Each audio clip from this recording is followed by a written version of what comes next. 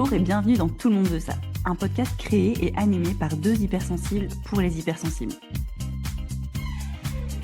Nous, c'est Doris et Louise, deux super amies passionnées par le fonctionnement humain et toutes les deux animées par le besoin profond de se comprendre soi-même et de se trouver enfin.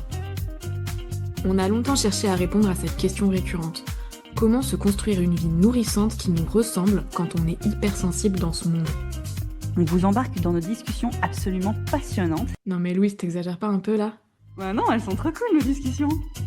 Allez, on se réjouit de vous emmener avec nous dans cette aventure et on vous souhaite une belle écoute. Dans cet épisode de lancement, qu'on a appelé épisode 0, on va vous parler de pourquoi on a appelé notre podcast comme ça. Qu'est-ce que tout le monde veut en fait ? Mais surtout, qu'est-ce que tout le monde veut sans le savoir ? On va aussi commencer à parler des grands thèmes du podcast, l'hypersensibilité et l'enfant intérieur. On va vous raconter un peu qui on est et ce qui, dans notre histoire, nous a donné envie de faire ce podcast à deux. On va aussi parler du monde du développement personnel et de l'invisible, et pourquoi on peut facilement se perdre là-dedans finalement. Et plein d'autres trucs. On démarre fort avec cet épisode 0 qui donne le ton pour la suite. Alors vous êtes prêts ? C'est parti ! Je suis contente. Donc par où on commence ? On n'a qu'à commencer par le nom. Tout le monde veut ça. Tout le monde veut ça, ouais. Moi, je trouve que c'est un peu osé de notre part. Je trouve qu'on est un peu chié en fait là. Il y a un truc un peu arrogant, je trouve. Je suis d'accord avec toi. Mais en même temps, moi, je trouve qu'il y a un fond de vérité là-dedans. Je pensais que tu allais dire, en même temps, je sais qu'ils veulent ça. Ils le savent pas, mais en fait, c'est ça qu'ils veulent. C'est ça. Non, on est tous humains, donc on a forcément des points communs. J'ai remis à jour mon site internet ces derniers jours. Et en fait, sur ma page d'accueil, j'avais justement écrit ce que tout le monde veut. Donc c'était bien avant en fait. Et j'avais résumé ça, ce que tout le monde veut sans le savoir. Je suis persuadée que c'est ce que tout le monde veut sans le savoir. Bref. Partage peut-être en quoi consiste ton site internet pour mettre du contexte pour les gens qui ne connaissent pas. Ouais, mon site internet, c'est dorisalard.com. C'est mon site qui présente mon travail dans l'accompagnement, dans le coaching. Comment je peux accompagner les gens et qu'est-ce que je propose. Et donc, cette parenthèse étant refermée, pour moi, qu'est-ce que tout le monde veut? La base, c'est que tout le monde a envie d'être en sécurité financière, on peut dire. Tout le monde a envie d'avoir suffisamment à manger sur la table. Tout le monde a envie d'avoir un toit. Tout le monde a envie d'être, Serein dans sa tête, psychiquement parlant, ne pas se faire ennuyer par plein de pensées, etc. comme tu dis, serein dans sa tête, avoir envie d'avoir des relations Saine et belle, nourrissantes nourrissante. avec les autres, que ça soit avec ton amoureux, son amoureuse, sa famille, ses amis, enfin peu importe, mais pour moi c'est comme un peu une base en fait. Tout le monde a envie d'avoir un terrain stable pour pouvoir après vivre sa vie et expérimenter. Enfin, je sais pas ce que toi t'en penses. Moi, j'ai le mot terrain fertile qui vient. Tu vois, c'est vraiment en fait une base pour tout, pour pouvoir faire grandir finalement des choses des désirs, etc., qui seront individuels à chacun, mais que cette base reste similaire pour tout le monde, ça a du sens pour moi. Parce qu'on pourrait se dire, ah oui, bah, il y a des gens qui veulent du succès, de l'argent, etc. Mais est-ce que les gens veulent vraiment ça? Au fond d'eux, je suis pas sûre. Ouais, on avait blagué sur amour, gloire et beauté. Ouais, c'est vrai. Qu'est-ce que tout le monde veut? Amour, Ouais, gloire, santé. c'est ça. Mais il y a un peu de ça aussi en fait. C'est-à-dire qu'il y a des parties de nous qui vont vouloir une vie épanouissante et nourrissante, et il y en a d'autres qui vont extrapoler ça en mode, pour avoir une vie épanouissante et nourrissante, il faut que j'ai amour, gloire et beauté. Pour moi, c'est comme une extrapolation de ce qu'on a dit juste avant, mais c'est comme si on mettait des images figées sur Oui, à oui. quoi ressemble en fait d'avoir une base stable, un terreau fertile pour pouvoir vivre sa vie d'une manière agréable en fait, tout simplement. Moi, je suis d'accord avec toi. Mais justement, enfin, ça introduit déjà des choses qu'on aborde plus tard dans d'autres épisodes, mais l'argent et le succès, c'est peut-être ce qui est mis en avant par la société comme étant des facteurs de réussite. Et donc, parfois, on pourrait, justement, où certaines parties de nous s'en saisissent et peuvent se dire, ah ben, en fait, il me faut ça pour être heureux, mais c'est pas vraiment ça au final, c'est pas ça le sujet. Mais ce terrain fertile, pour moi, c'est quand même vraiment des choses nécessaires à l'épanouissement de tout le monde. Et ça aussi, je me dis, en disant ça, c'est quelque chose que je pose et qui est un peu osé de se dire, ah ben oui, elle sait ce dont on a besoin. Et en même temps, ça me paraît comme une évidence. Quand on le sait, quand on l'a vraiment vécu de l'intérieur, ça me semble être comme une évidence. Ben, carrément. Et ça fait un peu une transition avec ce que j'avais envie de dire après, c'est que pour arriver à ce terreau fertile, à cette base stable, il n'y a pas 50 chemins pour y arriver. C'est ce que j'avais écrit sur mon site. En fait, ce que tout le monde veut sans le savoir, c'est Moi, j'avais mis ça en mode rentrer à la maison.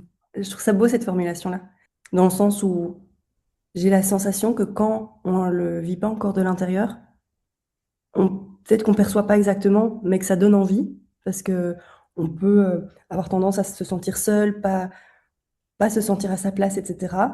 Mais ce truc de rentrer à la maison, mais ça donne envie, et finalement, quand on y a goûté, ça prend tout son sens.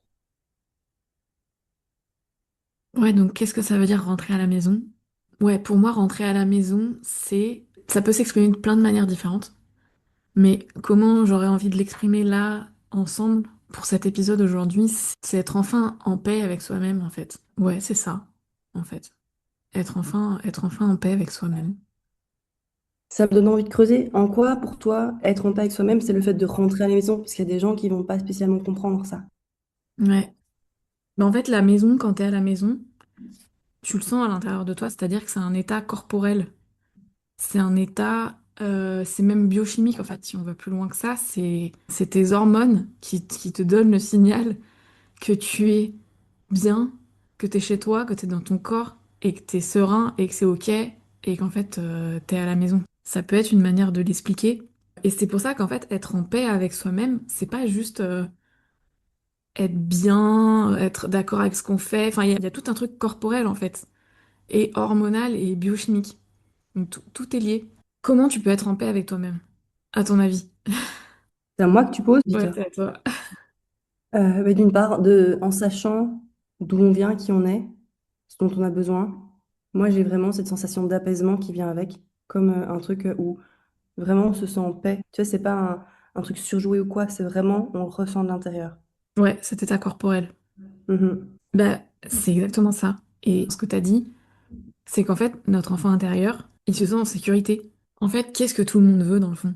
Tout le monde veut que son enfant intérieur soit tranquille et qu'il puisse jouer, découvrir la vie, expérimenter depuis un endroit de joie, d'enthousiasme, de plaisir, de découvrir, et tout ça plutôt que d'être en mode survie, en mode j'ai peur de tout, j'ai peur de la vie, j'ai peur des gens, j'ai rien le droit de faire, sinon je vais me faire taper dessus, je vais me faire engueuler. En fait, il faut se rendre compte que la très grande majorité des gens, ils ont ça à l'intérieur, ils ont un enfant intérieur complètement terrorisé qui n'a pas le droit de faire des choses. La dernière fois, tu avais dit mon enfant intérieur en PLS, mais en fait, c'est ça. Bah ouais, voilà. C'est qu'en fait, la très grande majorité des gens ont un enfant intérieur en PLS. Voilà. Mais ce que Il j'ai faut envie qu'ils le d'ajouter trouvent. même, c'est il y en a pour qui enfin, ils ont peur parce que ils ont peur de se faire taper dessus, de se faire engueuler, mais aussi de se faire rejeter, de se faire abandonner, de ne pas être aimé. Tout ça, exactement. Et je pense qu'on a tous ça. Ou en tout cas une très grande majorité, parce que on peut pas savoir Ouais. pour tout le monde, mais on peut savoir que c'est la très grande majorité, parce que si c'était pas le cas, le monde serait pas du tout dans cet état-là.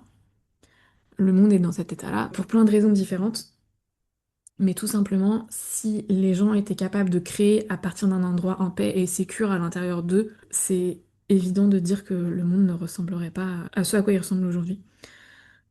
Donc ouais, ça c'est sûr.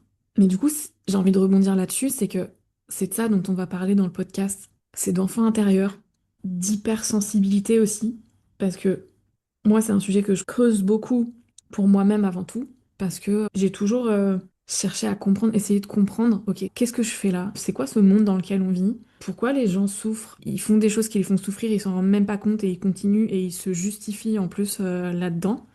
Évidemment, moi je l'ai fait aussi parce que je fais partie du monde et voilà. Mais moi depuis toujours, depuis que je suis née, quoi, je comprenais pas quoi. J'essayais de faire semblant pour trouver ma place, pour que les gens ne se rendent pas compte que j'étais pas comme eux. Et donc toute la première partie de ma vie, ça a été ça, jusqu'à ce que je me rende compte que j'étais pas toute seule dans ce cas-là.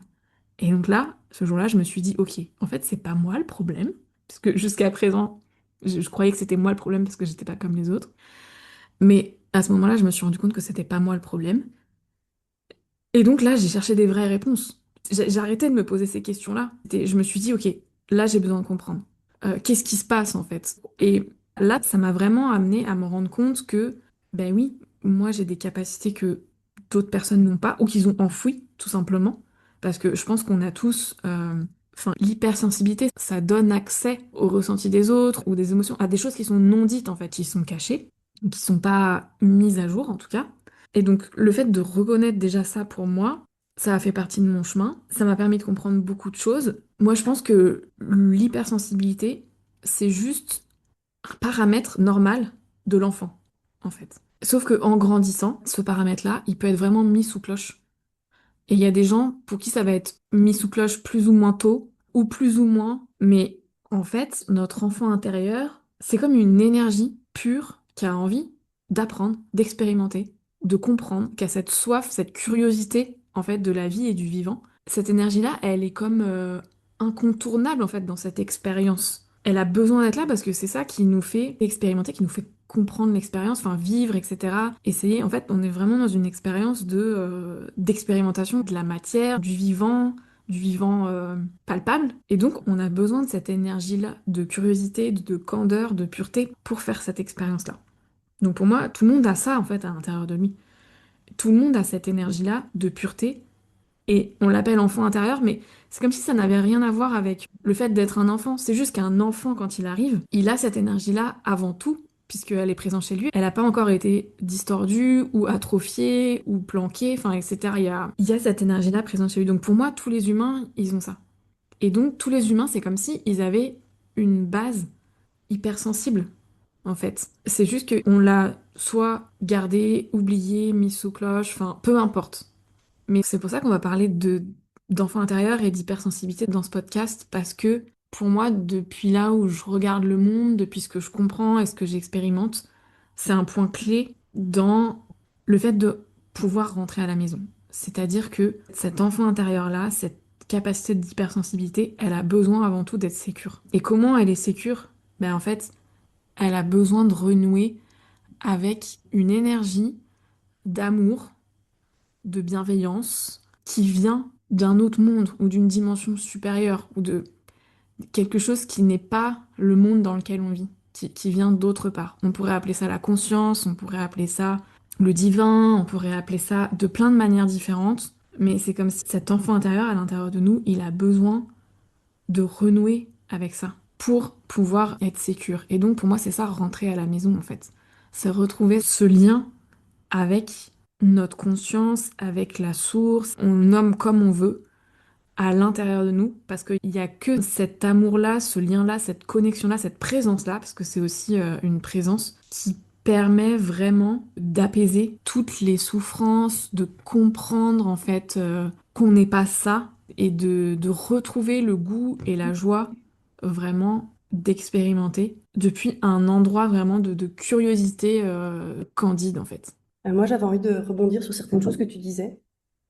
La façon dont tu expliquais comment tu as vécu les choses jusqu'à présent, mais j'allais dire sans surprise, je me retrouve dans pas mal de choses que tu partages et je pense que les auditeurs aussi vont certainement se retrouver dans certaines choses. Tu vois, pendant longtemps, en fait, ça a été souffrant pour moi de me dire, mais qu'est-ce que je fais là? J'avais vraiment la sensation de solitude. Je me rappelle qu'il y avait vraiment un moment donné où je me disais, mais c'est comme si j'avais plus ma famille. Enfin, il y avait un truc très profond de je me sens seule, qu'est-ce que je fous là? Le monde tourne pas rond. euh, Pourquoi il y a autant de souffrance, de douleur? Et en fait, finalement, aussi, j'avais accès à plein de choses de l'invisible. Et j'arrivais pas à gérer ça, à comment ne pas me faire avaler, happer par tout ce négatif, tu vois. Parce que justement, je ressentais fort ces choses-là. Et donc, que ce soit les gens, mais aussi d'autres choses non palpables, donc la souffrance des gens, etc. Pendant des années, en fait, je me suis retrouvée dans le développement personnel. Ça m'a attirée en me disant, ah, ben, c'est peut-être ça, ce vers quoi je dois aller. Ouais, je vais peut-être trouver des réponses là-dedans. Tout à fait, exactement. Ben, on dirait en fait, finalement, ça n'a pas l'air bête ce qu'on dit là-dedans. Et donc, j'ai été là-dedans en me disant, ben, c'est une lumière et peut-être que je pense qu'il y a beaucoup de personnes comme nous qui vont là-dedans et donc on s'y retrouve.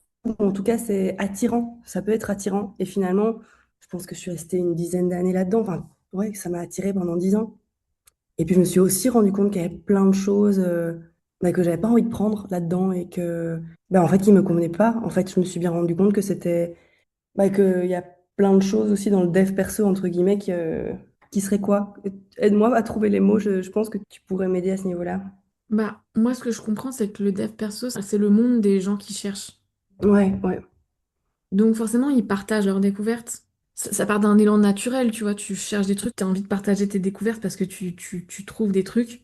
Sauf que tu partages à la fois tes découvertes et tes trucs non réglés inconsciemment. Et du coup, c'est ça un peu le souci. Et qui fait que ça tourne en boucle dans ce monde-là. Ou en tout cas, ça a tourné en boucle les 10 dernières années. Parce que c'est comme si l'humain, il était juste pas encore assez avancé pour voir tous les trucs qui allaient pas, qui partageaient en même temps que ces nouvelles découvertes, quoi. Ouais, et du coup, moi, j'ai ressenti ça, j'ai bien vu que c'est pas là finalement que je pourrais trouver mes réponses et qu'au final, on peut aussi se perdre là-dedans complètement. Ça peut être pire que mieux. Mais que j'ai toujours eu en fait ce truc, cette envie d'apprendre, d'expérimenter, de comprendre, qui ont été vraiment très fortes pour moi. En plus, moi qui te connais, je connais ta curiosité un peu insatiable sur plein de sujets et tout, donc je te reconnais bien là-dedans, ouais. Et je pense que c'est aussi pour ça que moi, je m'étais tournée vers la psycho. Il y a des années, tu vois, j'ai fait la psycho parce que j'avais envie de comprendre comment fonctionnait l'humain, etc. Quand tu parlais d'hypersensibilité comme étant un paramètre normal de l'enfant intérieur, et en fait, ça me fait vraiment penser à un truc dont on a parlé.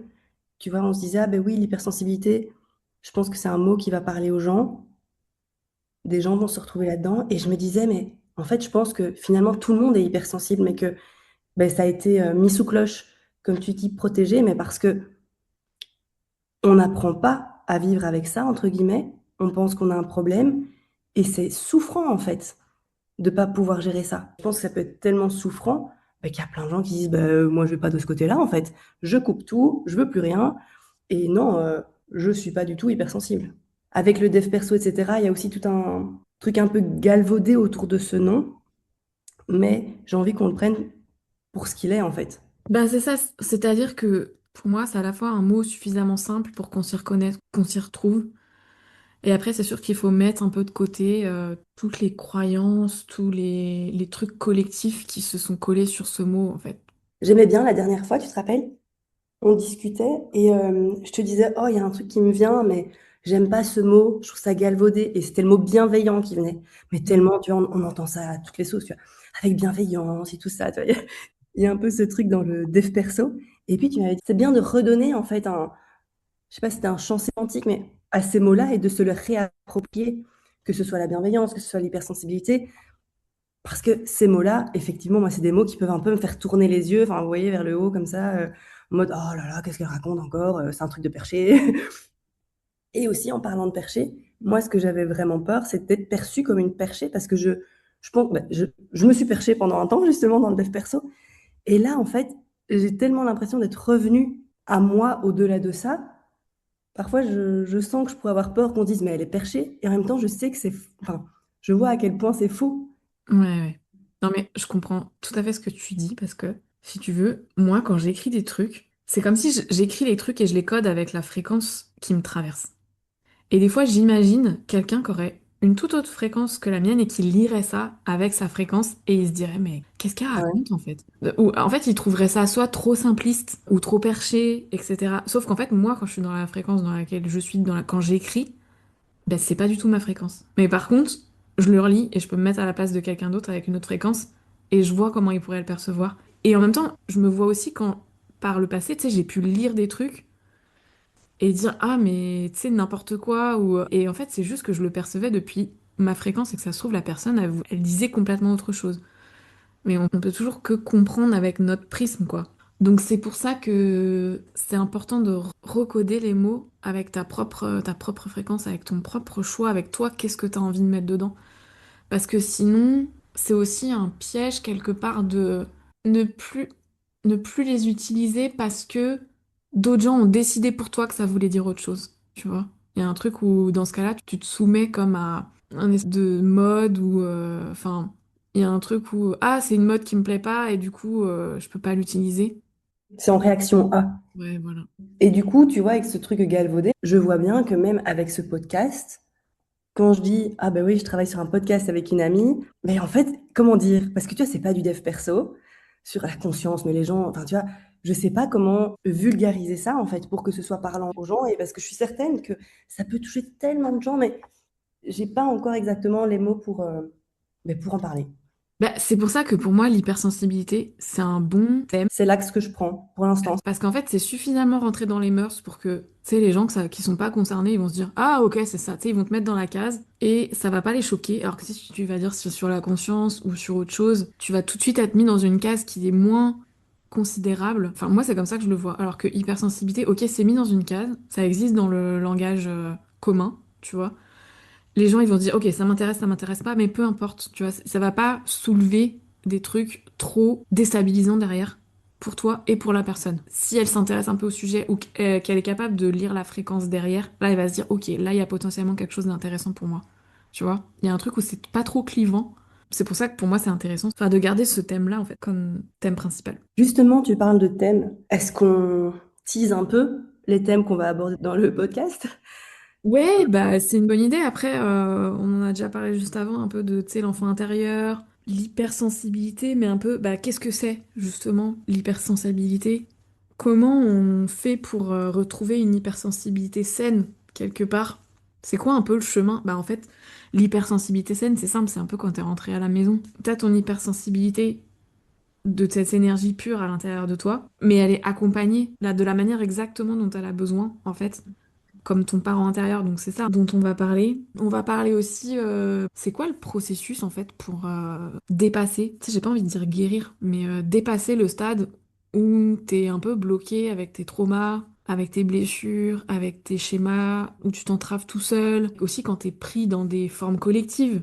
Parce qu'en fait, on a énormément pris des trucs de l'extérieur et on a pris pour nous, parce que c'est comme ça que fonctionne l'apprentissage avec le mimétisme, etc. Sauf qu'on les a jamais re-questionnés et qu'aujourd'hui ça ne convient plus à qui on est, ça ne convient plus à cette essence particulière qu'on est, qui a envie en fait d'expérimenter certaines choses et de pouvoir vraiment créer son propre univers un peu dans la matière.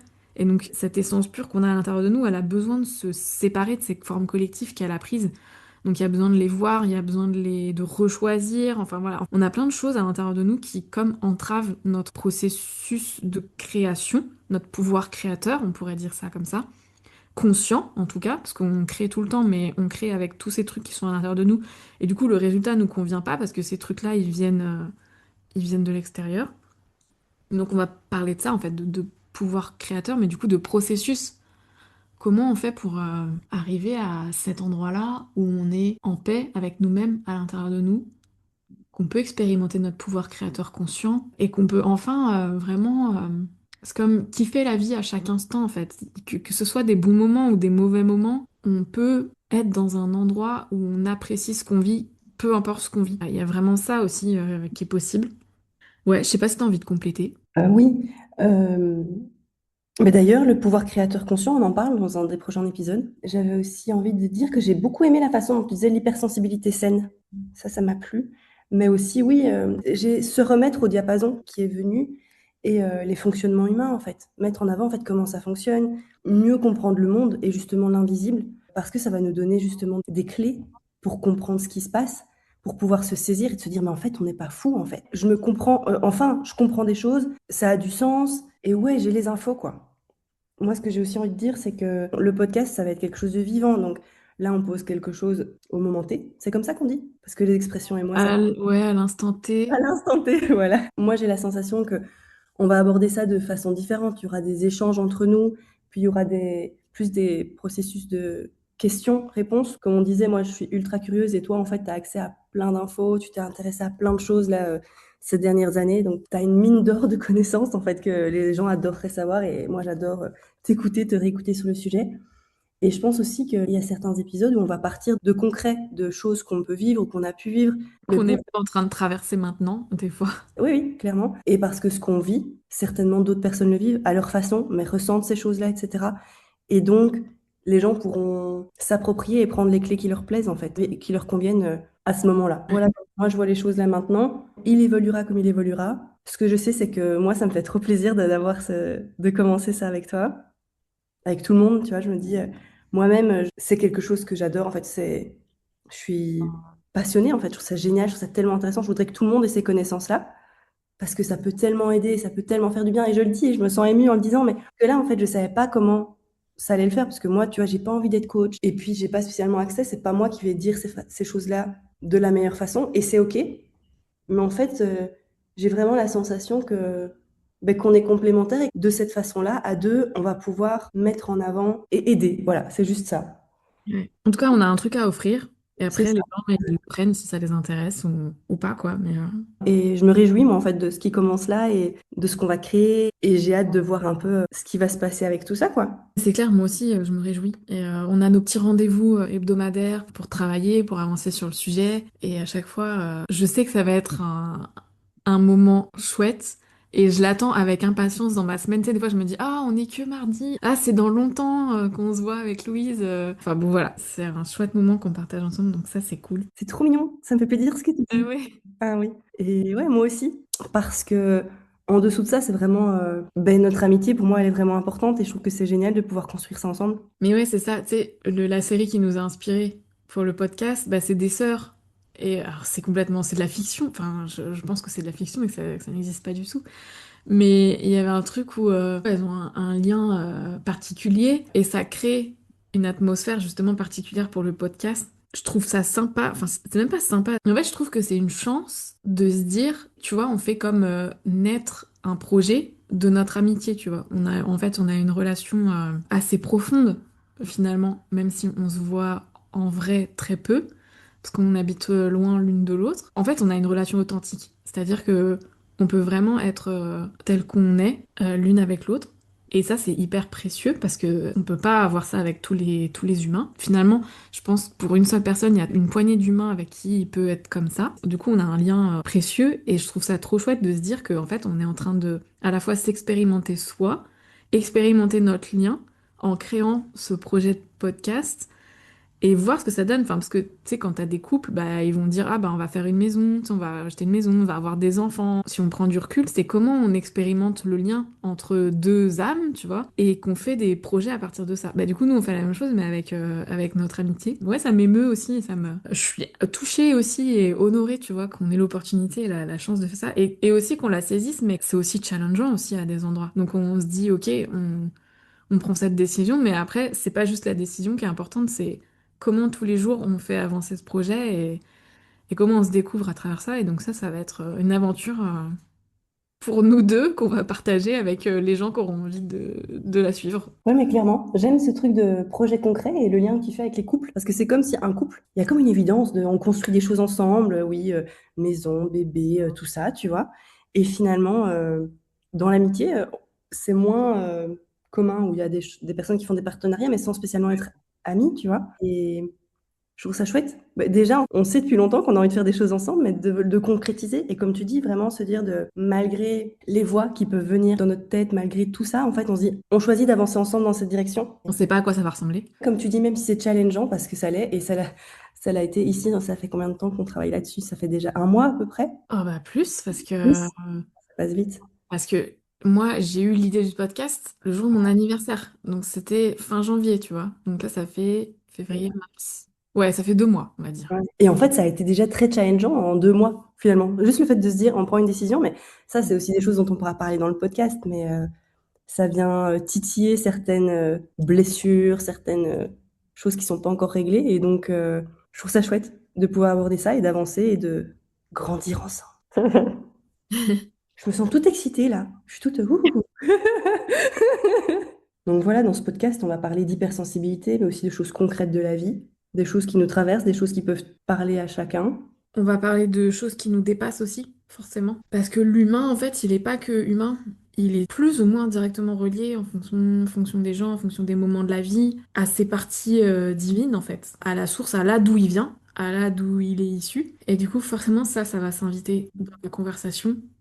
Parce que, c'est vrai, pourquoi? Pourquoi ça va s'inviter dans la conversation? Oui, si, ça y est, j'ai trouvé la réponse à ma question.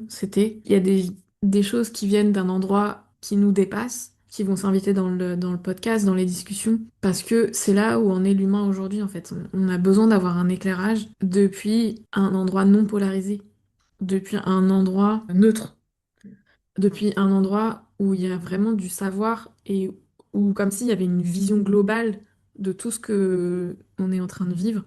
Alors que nous, on voit vraiment les choses depuis un tout petit point de vue dans notre vie quotidienne, depuis notre personnage, tout ça, ouais, on va aussi parler d'ego, on va parler de personnage, on va parler de tout ça dans le podcast. Et aujourd'hui, on a vraiment besoin d'une information dépolarisée, en fait, parce que l'humain, il s'est perdu dans la division des polarités depuis très très longtemps. C'est comme ça que fonctionne le monde, un peu en circuit fermé dans lequel on est aujourd'hui, mais là, on est en train de changer de paradigme. Ça, c'est en train de se terminer. On est arrivé à bout de ce fonctionnement-là. Le monde est arrivé au bout de ce fonctionnement-là. Et du coup, on est en train de changer de paradigme et on a besoin d'être informé avec autre chose, avec des nouveaux possibles, avec des nouvelles manières de faire, avec des nouvelles manières de penser, de réagir, de se comporter, etc. Et donc, ça, c'est quelque chose que moi, je cultive, en fait, depuis un petit moment maintenant. Petit, petit. Bah, c'est-à-dire que c'est beaucoup plus clair depuis pas très longtemps, tu vois. Ça fait un an, quelque chose comme ça, que ça commence vraiment à se clarifier. C'est-à-dire qu'avant, c'est marrant parce que je voulais dire ça tout à l'heure et je l'ai pas dit. C'était dans un autre contexte, mais c'est-à-dire que maintenant, je travaille avec l'invisible, mais l'invisible utile. Parce que, tu sais, on parlait de ça tout à l'heure, tu parlais de l'invisible et tout, mais en fait, l'invisible est immense. Et il y a beaucoup d'invisibles inutiles. Et l'humain qui est en recherche, qui se pose des questions et qui est en recherche de réponses, il peut très facilement se faire manipuler par de l'invisible inutile. Donc, c'est un peu ça que je suis en train de dire. C'est comme si, ben, moi, je l'ai été aussi par le passé. Et donc, ça fait une petite année que j'ai vraiment accès à moi-même, en fait, mais à un autre niveau. Et du coup, à vraiment l'invisible qui est utile pour moi et qui est utile pour les gens qui sont en relation avec moi. Et donc, c'est juste important d'avoir conscience de ça. C'est que quand on commence à se réveiller un peu, à s'éveiller, à avoir conscience qu'il y a des choses qui existent au-delà de la matière, il y a très très grande chance qu'on tombe dans le piège de croire un peu tout ce qui nous vient de l'invisible et penser que ça, c'est vrai, alors que pourquoi on pense ça, c'est qu'en fait, on n'a pas réglé à l'intérieur de nous cette histoire de posture. On s'est pas remis à un endroit de souveraineté à l'intérieur. Donc on va penser qu'on est petit et que l'extérieur de nous est forcément mieux et a forcément plus raison que nous. Et donc, on va accorder ça, c'est quelque chose qu'on accorde à nos parents quand on est enfant, aux gens qui ont une autorité sur nous. Mais tant que ça, on l'a pas remis à l'équilibre en se remettant au centre et en récupérant sa propre autorité, et ben ça, on va aussi l'appliquer à l'invisible. C'est-à-dire qu'on va se mettre dans une posture où ce qui est invisible, ça sait forcément mieux que nous. Alors qu'en fait, si tu veux, quand tu renoues avec ta conscience, évidemment que ta conscience, elle a accès à plus d'infos que toi parce que elle est dans un endroit où elle est omnisciente. Par contre, elle te minimisera jamais. Toi, tu es sur un pied d'égalité en fait avec ta conscience. Tu es au même endroit. Il y a un respect mutuel. Alors que quand tu t'intéresses à l'invisible et que tu vas prendre, croire, etc., tout ce qui vient, là, il n'y a pas un respect mutuel. Donc tu peux facilement te faire manipuler. Donc voilà, donc c'est pour ça que c'est important de, quand on est intéressé par ces sujets-là, de toute façon, le subtil, il crée à travers nous. Mais par contre, il faut se rebrancher du coup sur le bon endroit du subtil, sur le subtil qui est toi dans le subtil, plutôt que n'importe quoi dans l'invisible, dans le subtil. Ça va forcément s'inviter aussi dans le podcast et c'est important de faire un petit point là-dessus. Oui, ce que j'ai envie d'ajouter, c'est qu'il y a comme tout un truc mystique autour de l'invisible. On se sent tout petit par rapport à ça parce qu'on ne sait pas, on ne connaît pas et on ne sait pas comment appréhender ce monde. Et donc, on peut avoir tendance, ça a été clairement mon cas, Mm. à faire confiance en fait. En fait, quand on cherche des choses, ben, en fait, on trouve certaines choses qui sont vraiment pas toutes vraies et qui ne veulent pas toujours du bien. Oui, il y a ce sentiment de l'autre, c'est mieux parce que peut-être il incarne une posture qui donne la sensation, une sensation d'autorité. Et donc, on se dit, ah, c'est mieux, ah, il dit ça, voilà. Et il y a beaucoup ça, justement, dans ce domaine bah, du dev perso, parce que c'est surtout ce domaine-là qui reprend ça. Ouais, Mais ben en fait, il y a ça dans tous les domaines. Et le dev perso n'en fait ouais, pas une exception, quoi. Ouais. c'est ça. Mais moi, c'était surtout par rapport à l'invisible, Ouais. tu vois, qui est abordé surtout dans le dev perso. Quand on Ouais. s'ouvre en fait à ça, c'est surtout le premier pas va souvent en dev perso, quoi. Ouais. Et oui, ce côté mystique, et on s'en sent petit à côté de ça, alors que en fait, on a plein de réponses en nous, quoi. Ouais, disons que ça, le côté mystification de l'invisible, c'est ce qui nous fait perdre beaucoup de temps dans le dev perso. Et ça peut aussi nous éloigner, en fait, de nous-mêmes. Il peut y avoir cet effet-là. Tu crois que tu fais des progrès, mais en fait, tu t'éloignes de toi-même. Ouais, et il y a des gens qui restent beaucoup de temps et qui se perdent là-dedans. Mais en même temps, c'est un choix et c'est OK. Enfin, tu vois, il n'y a pas de... peu importe, en fait. Mais moi, je sais que pour mon cas, j'avais cette obsession-là, c'était vraiment une obsession de comprendre, de trouver des réponses et de me trouver moi. Donc je me suis perdue, et c'est ok, ça faisait partie du processus. Mais du coup, je me suis trouvée aussi, et quand je me suis trouvée, je me dis ok, je me suis perdue, mais finalement, je me suis pas perdue si longtemps par rapport à d'autres personnes. Et c'est ok, enfin voilà, c'est cool. J'aime bien donner cette information, en fait, tout simplement aux gens, Cette info, c'est-à-dire que tu t'es perdu? que tu peux te perdre. Ah ben oui, oui, oui. Que les gens l'aient, et après ils en font ce qu'ils veulent. S'ils ont envie de continuer à se perdre, ils font ce qu'ils veulent, enfin vraiment, tu vois, parce qu'il peut y avoir des bénéfices secondaires à ça, et c'est ok. Mais Mais en même temps, moi j'ai la sensation qu'il y a beaucoup de personnes qui vont nous écouter, en fait, qui comme nous se seront perdus, mais qui ont besoin d'entendre ce dont on va parler maintenant, et ce qui nous a fait du bien. Tu vois ce que je veux dire? je vois. Mais je pense qu'il y aura autant de gens qui seront contentes de trouver ce qu'on dit que de Directement, gens ouais. qui auront envie de continuer à se perdre. Non, je dis plus de où ils viennent, tu vois. D'où viennent les gens qui nous écoutent. C'est-à-dire que les gens qui nous écoutent seront contents, enfin il y en a qui seront contents de nous trouver, c'est ça? Mais il y a certainement des gens qui se seront aussi perdus pendant un certain temps, en fait, comme Oui, nous. voilà. Ouais. Bah oui, parce que c'est comme le chemin normal en fait. Enfin, je veux dire, aujourd'hui, en tant qu'humain, si tu t'intéresses à l'invisible et au dev perso, c'est que déjà à l'intérieur de toi, t'as quelque chose où t'as besoin de l'extérieur pour te remplir et pour te trouver pour te donner des réponses. Donc, forcément, tu vas tomber sur des choses qui vont être ok pour te remplir et te donner des réponses, mais des réponses qui sont, enfin, comment dire, tu vas te faire remplir par l'extérieur. Donc, donc du coup, tu vas te perdre dans le process. Ça fait partie du process de l'humain, en tout cas là où il en est aujourd'hui dans son développement de l'humanité, et en tout cas au moins l'humain occidental, enfin celui que nous on connaît quoi. Mais du coup, la question c'est combien de temps tu te perds, combien de temps tu restes perdu. Pour moi, c'est plus ça la question. C'est être conscient que tu peux te perdre dans ce monde-là, et combien de temps c'est ok pour toi de rester perdu. Voilà. On voulait clôturer l'épisode et finalement on est parti sur autre chose. Ça va être riche pour un premier épisode.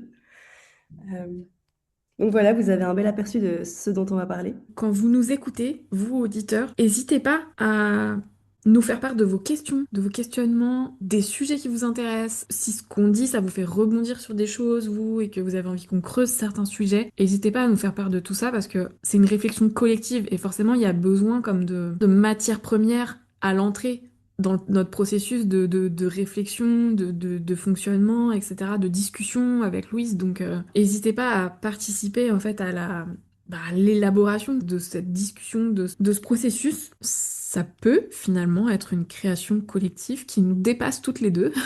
Mais moi j'ai exactement ça qui m'est venu. En fait, c'est de la co-création. Comment est-ce que les gens nous partagent ça? Par quel biais? Ben, notre mail, Tout le monde veut ça, @gmail.com. ça, CA, pas de CDI. Tout le monde veut ça, @gmail.com. De toute façon, il est en description. Il est en description. Et n'hésitez pas à vous abonner en fait au podcast si vous voulez avoir les prochains épisodes, parce que sinon c'est pas automatique, on n'a pas directement les notifications. Soutenez-nous en fait, si ça vous plaît, faites-le nous savoir. C'est une manière de nous soutenir en s'abonnant, effectivement. Ouais. Bon, c'est cool. Et ben, retrouvez-nous très vite dans le prochain épisode. J'ai hâte, je me réjouis. Merci de commencer ça avec nous. Que l'aventure commence. Et puis on vous dit à bientôt tout le monde. À bientôt. Salut! Ciao. Merci de nous avoir écoutés. On espère que l'épisode vous a plu. N'hésitez pas à vous abonner et à la semaine prochaine ou à très vite pour un prochain épisode. C'était Tout le monde veut ça, le podcast par Doris et Louise. Crédit audio, Your Call de Kevin MacLeod sur incompetech.com. Sous licence Creative Commons, licence d'attribution 4.0.